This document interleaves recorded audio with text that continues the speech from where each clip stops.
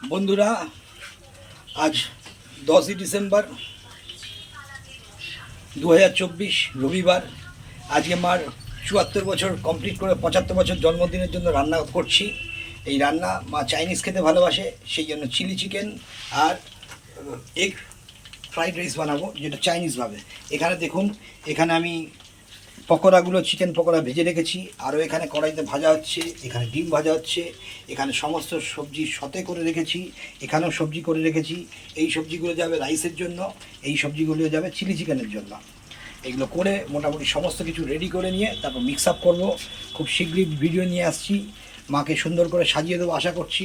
আমার মা দীর্ঘজীবী হোক, আপনারা প্রার্থনা করুন তিনি যেন শেষ জীবন পর্যন্ত সুস্থ শান্তিতে ভালো থাকেন, এবং আমি যেন তার শেষ সময় পর্যন্ত তার পাশে থাকতে পারি।